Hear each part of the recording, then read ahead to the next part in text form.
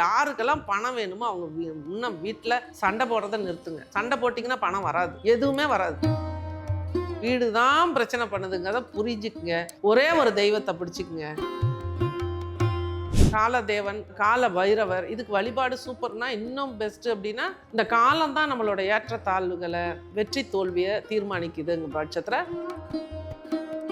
அவங்களுக்கு பணம் வேணுமா, குடும்பத்தில் ஒற்றுமை வேணுமா, தொழில் நடக்கணுமா, எல்லா விஷயத்துக்கும் காலபைரவர். அதுலேயும் குறிப்பாக நான் சொல்லக்கூடிய ஒரு விஷயம்னா தருமபுரி மாவட்டத்தில் உள்ள அதியமான் கோட்டையில் உள்ள அரிசி மாவில் கோலம் போடுங்க. எறும்பு வந்து எடுக்கும், கர்மா பேலன்ஸ் ஆகும். டெய்லி 2 பைரவ் இருக்குது ஸ்ட்ரீட் டாக்ஸ்க்கு.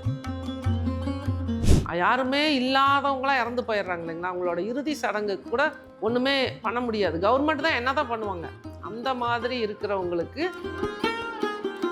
அந்த அன்னைக்கு அந்த இறந்து போனவங்க வீட்டுக்கு, அவங்க வசதியானவங்களா கூட இருந்தால் கூட நம்மளால் முடிஞ்ச சின்ன சின்ன உதவிகள், சின்ன சின்ன வேலைகள் முடித்து அந்த பாடியை எரித்து முடிக்கிற வரைக்கும் அங்கே இருக்கணும். அதுதான் சிறந்த வாய்ப்பு. இருக்கிறவங்க ரொம்ப எனக்கு பிரச்சனையாக இருக்குது, கடன் பிரச்சனையாக இருக்குது, எனக்கு திருமண தடை, சொல்ல முடியாத பிரச்சனைகள் எதுவாக இருந்தாலும் சரி,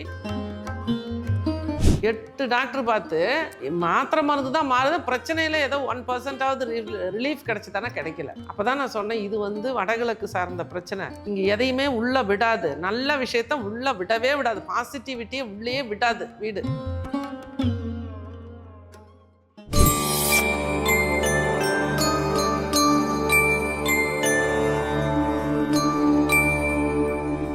எக்ஸ்பிரஸ் நேயர்கள் அனைவருக்கும் வணக்கம். இன்னைக்கு நம்ம கூட டாக்டர் சஷ்டி ஸ்ரீ சரவணதேவி மேம் இருக்காங்க. வணக்கம் மேம். வணக்கம்மா. எப்படி இருக்கீங்க மேம்? நல்லா இருக்கேம்மா, சிறப்பாக இருக்கேம்மா. யாருக்கெல்லாம் பணம் வேணுமோ அவங்க இன்னும் வீட்டில் சண்டை போடுறத நிறுத்துங்க. சண்டை போட்டிங்கன்னா பணம் வராது, எதுவுமே வராது. சண்டை போட்டுக்கக்கூடாது, ஒரு ஈகோ இருக்கக்கூடாது, சராசரி மனநிலைக்கு வந்துடுங்க. உதாரணத்துக்கு சொல்ல போனால் ஒரு குழந்தை எப்படி இருக்குது, இந்த குழந்தைக்கு ஏதாவது கேர் பண்ணுதுங்களா, அதுக்கு ஏதாவது பசிச்சா அழுகும், அதுக்கு ஏதாவது உடம்புக்குள்ளே தொந்தரவு பண்ணாக்கா அடம் பிடிக்கும். மற்றபடிக்கு குழந்தைங்களுக்கு இந்த பிறந்த குழந்தையோட மனசு எப்படி இருக்கும், ஃப்ரீயாக எம்டியாக, எந்த இதுவும் இல்லாமல் தானே இருக்குது. வளர வளர தானே அது எல்லாமே கற்றுக்குது, இந்த சொசைட்டியில் தானே கற்றுக்குது. அப்போ பிறந்த குழந்தையோட மனநிலைக்கு வந்துருங்க. எது வந்தாலும் பார்த்துக்கலாம், நடக்கிறதெல்லாம் நன்மைக்கேன்னு எடுத்துக்கங்க. வீட்டை வாஸ்துபடி மாறுங்க. வீடு தான் பிரச்சனை பண்ணுதுங்கிறத புரிஞ்சுக்குங்க. ஒரே ஒரு தெய்வத்தை பிடிச்சிக்குங்க, சரணாகதி அடைங்க. போய் எனக்கு அது வேணும், இது வேணும், அந்த பிரச்சனை, இந்த பிரச்சனைனா இவங்கெல்லாம் போய் சொல்கிற பிரச்சனையிலே முருகனே எந்திரிச்சு ஓடிடுவார் போல இருக்குது. அது சொல்லாதீங்க. அப்புறம் உடனே அதுக்கு என்ன சொல்லுவாங்க, இந்த அம்மா வந்து நல்லா இருக்கிறதுனால இவங்க இப்படி அப்படி கிடையாது. எனக்கும் அனுபவம் தான், எனக்கும் இருக்கும் பிரச்சனைகள். நான் இந்த பேட்டர்னை நான் ஃபாலோ பண்ண ஆரம்பித்து நிறைய பேருக்கு சொல்லி கொடுத்து எல்லாருமே ஹாப்பியாக இருக்காங்க. என்னோட கிளைண்ட்ஸு எது சக்ஸஸை கொடுக்குமோ அதை ஃபாலோ பண்ணிட்டு பண்ணுறோம். அதுக்கு மேலே ஒரு விஷயம் நம்மளுக்கு நடக்கும், என்னைக்கு இருந்தாலும் நடக்கும். ஒருத்தருக்கு 6 மாதத்தில் நடக்கும், ஒருத்தருக்கு 6 வருஷத்தில் நடக்கும். ஆனால் நடக்காமல் போகாது. அந்த காலங்கிறது தான் நம்மளோட வாழ்க்கை, நம்ம வாழுகிற காலம். இந்த டேட்டில் பிறந்தாங்க, இந்த டேட்டில் இறந்தாங்கன்னு நமக்கு ஒரு காலம் இருக்குது இல்லைங்களா. அந்த காலம்தான் நமக்கு முக்கியமானது. காலதேவன், கால பைரவர், இதுக்கு வழிபாடு சூப்பர்னா இன்னும் பெஸ்ட்டு. அப்படின்னா இந்த காலம் தான் நம்மளோட ஏற்றத்தாழ்வுகளை, வெற்றி தோல்வியை தீர்மானிக்குதுங்க பட்சத்தில் கால பைரவர் அப்படின்னா எல்லாத்துக்குமே அவங்களுக்கு பணம் வேணுமா, குடும்பத்தில் ஒற்றுமை வேணுமா, தொழில் நடக்கணுமா, எல்லா விஷயத்துக்கும் காலபைரவர். அதுலேயும் குறிப்பாக நான் சொல்லக்கூடிய ஒரு விஷயம்னா தருமபுரி டிஸ்ட்ரிக்ட், தருமபுரி மாவட்டத்தில் உள்ள அதியமான் கோட்டையில் உள்ள காசி காலபைரவர் எக்ஸலண்ட் ரிசல்ட். 1500 வருஷத்துக்கு முன்னாடி காசியில் ஒருத்தர் இருக்கார் தெரியும். ஆமாம், இது காசி காலபைரவர்னே பேர். அதியமான் மன்னன் வழிபட்ட தெய்வம். ரொம்ப ரொம்ப சக்ஸஸ்ஃபுல்லாக எல்லா விஷயத்தையும் மாற்றி கொடுக்கறது. அவ்வளோ அருமையான கோவில். உள்ளுக்குள்ளே நவகிரகங்கள் அமைப்பில் உள்ள வந்து இந்த மாதிரி கான்க்ரீட் கிடையாது, கல்லுலேயே பண்ணியிருக்காங்க பழைய காலத்தில். அவ்வளோ பவர்ஃபுல். சும்மா போய் பார்த்துட்டு வாங்க. நீங்கள் அதை கொடுக்கணும் இதை கொடுக்கணும்லாம் இல்லை. இந்த மாதிரி இந்த வழிபாடு வந்து ரொம்ப ரொம்ப சிறப்பு வாய்ந்தது. நீங்கள் கூகுளில் அடித்து பாருங்கள், அதியமான் கோட்டை காலபைரவர். அதே மாதிரி இப்போல்லாம் நிறைய பைரவர் கோயில்கள் புதுசாக உருவாக்குறாங்க. சொர்ணாகர்ஷ்ண பைரவர் வழிபாடுனா நமக்கு எல்லாமே நிறைவாக இருக்குது, எந்த பிரச்சனையும் இல்லை. பணம் மட்டும்தான் நமக்கு பிரச்சனை அப்படின்னா தனிப்பட்ட முறையில் அந்த டிபார்ட்மெண்ட்டுக்கு உண்டான அந்த விஷயம் அவரை போய் வழிபாடு பண்ணலாம். இது தவறு ஒன்றும் கிடையாது. கால பைரவரை பிடிச்சாலே எல்லா பிரச்சனைக்கும் தீர்வு. காலம்தான் முடிவு பண்ணுது. நிகழ்காலம், எதிர்காலம், இறந்த காலம்னு இந்த காலம்தான் இந்த விஷயத்தை நமக்கு ஒவ்வொன்றையும் கொடுத்துட்ருக்கு. அப்போ அந்த காலத்தை நிர்வகிக்கக்கூடிய அந்த பைரவர் வழிபாடு அப்படிங்கிறது ரொம்ப சிறப்பாக இருக்கும். அவ்வளோ தூரம்லாம் எங்களால் போக முடியாது அப்படின்னா உங்கள் பக்கத்தில் உள்ள சிவன் கோவிலில் உள்ள ரொம்ப பவர்ஃபுல், அது வந்து சில கோவில்களெல்லாம் உருவமே கூட சரியாக இருக்கிறதில்ல, ஒரே மாதிரி மோல்டு ஆன மாதிரி இருக்குது.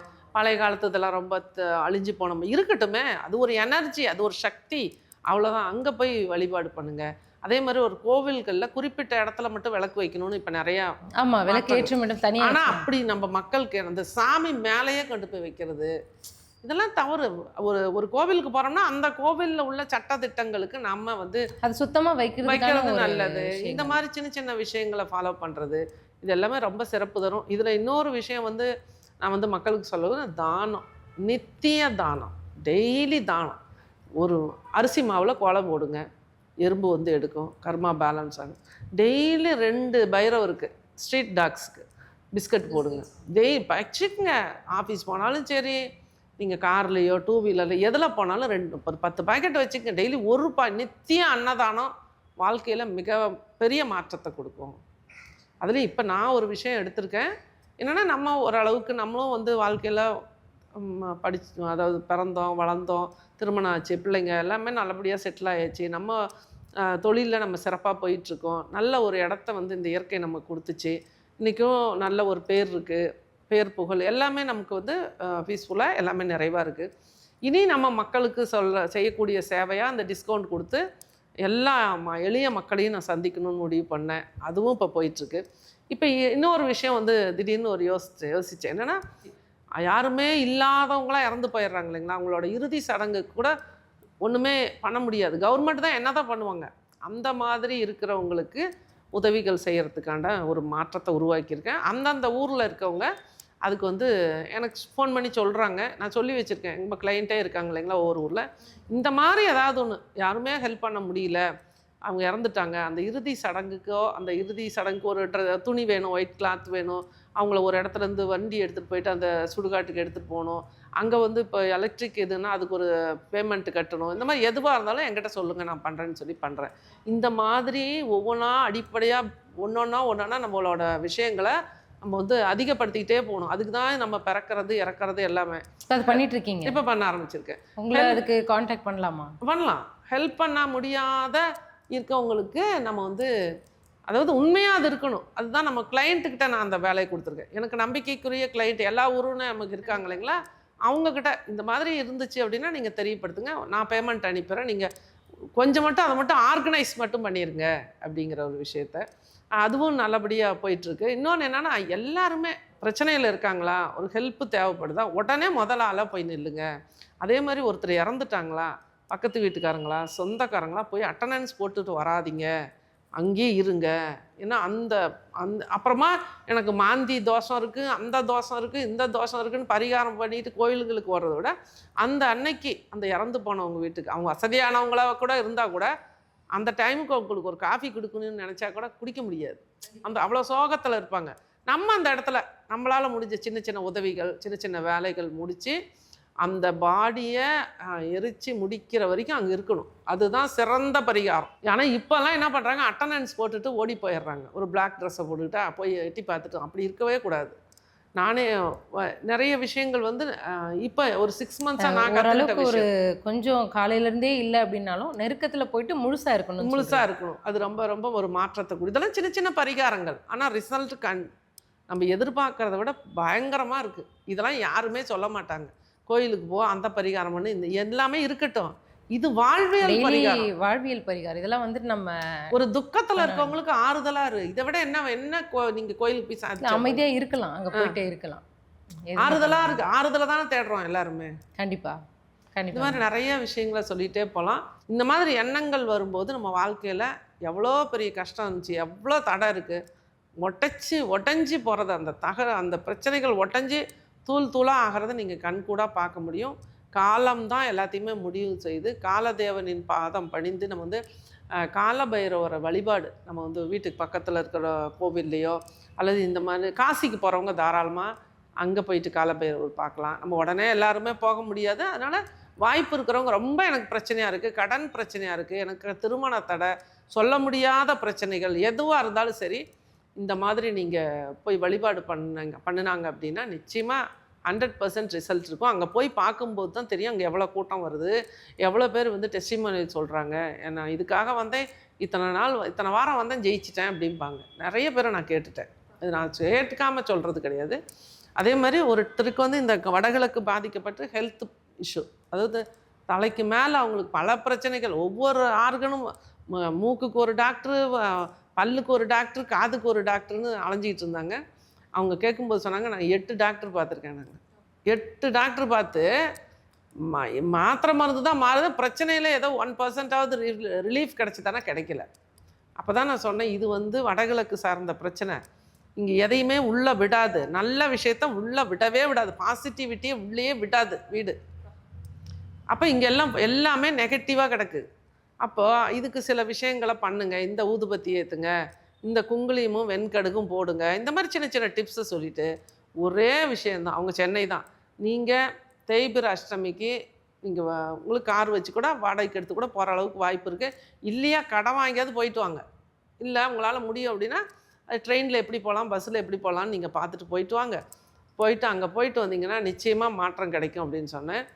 8 டாக்டரை மாற்றினவங்க அங்கே போயிட்டு வந்துட்டுருக்காங்க. இப்போ மாதம் இப்போ வேறு ஒரு டாக்டர் நானே ரெஃபர் பண்ணியிருக்கேன். தி பெஸ்ட்டான டாக்டரு. நீங்கள் தனித்தனியாக ஓடிக்கிட்டு இருக்காங்க. இஎன்டியில் ஒரே டாக்டரை பாருங்கள், அவங்க கொடுக்குறத சொல்கிறத ஃபாலோ பண்ணுங்கள், மனசை ஃப்ரீயாக வச்சுக்கோங்க. இந்த மெசேஜ் போடுவாங்க. நானும் சொல்லிட்டேன், ஒரு சின்ன பைப் அளவுக்கு ஒரு 4 இன்ச்சு அளவுக்கு ஒரு ஹோலாவது போடுமா, அப்புறம் ஜன்னல் வச்சுக்கலாம். 2 பக்கமும் எனர்ஜி, யூனிவர்ஸோட எனர்ஜி உள்ளே கொண்டு வாங்க. வடகிழக்கில் எல்லா பிரச்சனையும் தீரும், பாசிட்டிவிட்டி உள்ளே வந்துடும், நெகட்டிவ் வெளியில் போயிடும். ஓகே, ஜன்னல் எடுக்க முடியாதும் அந்த இடத்துல ஒரு சின்ன ஹோல் போடுங்க, ஒரு ஹோலை போட்டு கனெக்ட் ஆகுங்க யூனிவர்ஸ் கூட அப்படின்னு சொல்லி இப்போ நேத்திக்கு அதை பற்றி பேசியிருக்கேன். இப்போ அந்த பைரவருக்கும் இப்போ கொஞ்சம் நம்ம சொல்கிறத கேட்குற அளவுக்கு வந்திருக்கு. மூளை வேலை செய்யுது. ஏன்னா மூளை அங்கே தானே இருக்குது, மனசு அங்கே தானே இருக்குது. அப்போ இப்போ நல்ல மாற்றம் வருங்கிற நம்பிக்கையும் இருக்குது. அந்த தெய்வம் நிச்சயமாக அவங்களுக்கு நிறைய மாற்றத்தை கொடுக்கும். நல்ல டாக்டருக்கு கிடச்சிட்டாங்க, நோய் தீர்ந்துருங்கிற நம்பிக்கை வந்துருச்சு. எனக்கே அதுக்கு முன்னாடி அவங்களுக்கு இதை சொல்லணும்னு தோணலை. அவங்க பைரவர் கோயிலுக்கு போயிட்டு வந்து வாய்ஸ் மெசேஜ் போடும்போது தான், அம்மா 8 டாக்டர் பார்த்துட்டேன், இப்படி புலம்பிக்கிட்டே இருப்பாங்க. சரி இருங்க, ஏன்னா நான் இது ரெஃபரன்ஸ்லாம் கொடுக்குறது இல்லையா, எந்த டாக்டரையும் நம்ம கொடுக்க முடியாது. சரி, அந்த லேடி ஹஸ்பண்ட் வேறு வெளிநாட்டில் இருக்காங்க, அவங்க நம்மளை நம்பி இருக்கிறதுனால ஒரு ஹெல்ப் பண்ணணும்னு பண்ணி கொடுத்தேன். சூப்பராக இருக்குங்கம்மா. எல்லா விஷயத்துக்குமே ரிசல்ட் இருக்குது. எல்லா பூட்டுக்களுக்கும் சாவியே நம்ம கையில் இருக்குது.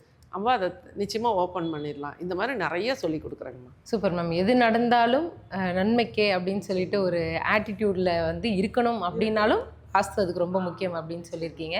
உங்ககிட்ட வந்தால் வந்துட்டு ஒரு வேர்லேருந்து கெட்டதெல்லாம் நீக்கி அப்படியே ஒரு ஃப்ரெஷ்ஷாக ஒரு வாழ்க்கையை கொடுக்குறீங்க அப்படின்றது வந்து தெரியுது இப்போது. அண்ட் நம்ம சேனல் பார்த்துட்டு நீங்கள் கால் பண்ணுறாங்க அப்படின்னு சொல்கிறீங்க.